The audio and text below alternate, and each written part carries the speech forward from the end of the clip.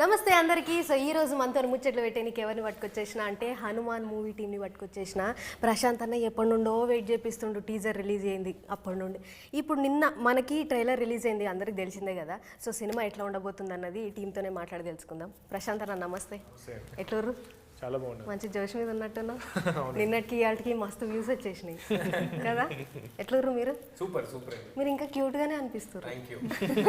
అంటే అప్పుడెప్పుడో చిన్నప్పుడు చూస్తుండే కదా, అట్లే ఉన్నారు. జర సన్నగా అయ్యారు, బుగ్గలు కూడా జర తగ్గింది. ఏం మాట్లాడరా మీరు? అంత సినిమాలనే చూపిస్తారా? జర సిగ్గుపడడమో,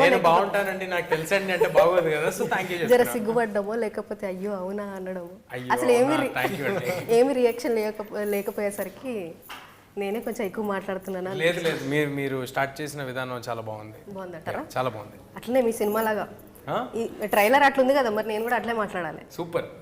అమృత గారు ఎట్లుర్రు? మంచిగున్నారా? అయ్యో చాలా మంచిగున్నారా?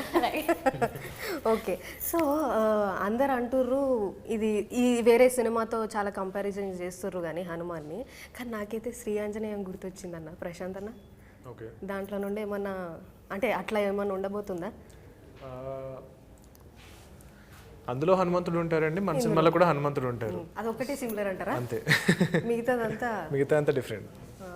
అంటే కానీ హనుమంతుడికి అంటే హనుమంతుడు బ్రహ్మచారి అంటారు కదా, మరి అమృత ఎక్కడ నుండి వచ్చింది అసలు? అది హనుమంతుడు బ్రహ్మచారి అండి, బట్ మన హీరో ఎవరైతే తేజ ప్లే చేస్తున్న క్యారెక్టర్ ఏదైతే ఉందో, హనుమంతు అనే ఒక విలేజ్లో ఒక చిల్లరగా తిరిగే ఒక క్యారెక్టర్ ఏదైతే ఉందో అతను బ్రహ్మచారి కాదు. ఓహో, అంటే ఎట్లా మీకు ఇదైతే క్లియర్. మరి క్లియర్ అయినప్పుడు ఇంకా నేను బ్రహ్మచారి ఎందుకు అవుతాను? అంటే మీరు ఏమన్నా హనుమంతుడు భక్తుడు భక్తులు చాలా మంది ఉంటారండి, బ్రహ్మచారులు కాదు కదా. హనుమంతులు వారు ఆశీస్సులతో సూపర్ హీరో అయినోడు, శక్తులు వచ్చినోడు కదండి ఇది. అట్ ద సేమ్ టైం ఇప్పుడు మీరు శ్రీ ఆంజనేయం అని అన్నారు కాబట్టి ఆ సినిమాలో హీరో చాలా భక్తుడు. బట్ ఈ సినిమాలో మనం అంత భక్తి భావాలతో నిండిపోయిన హీరో ఏం కాదు. సో అంటే దేవుడిని ఫుల్గా మీరు రోజు టెంపుల్కి వెళ్ళిపోయి పూజ చేసేస్తేనే దేవుడు మీకు హెల్ప్ చేస్తాడని కాదనమాట అండి.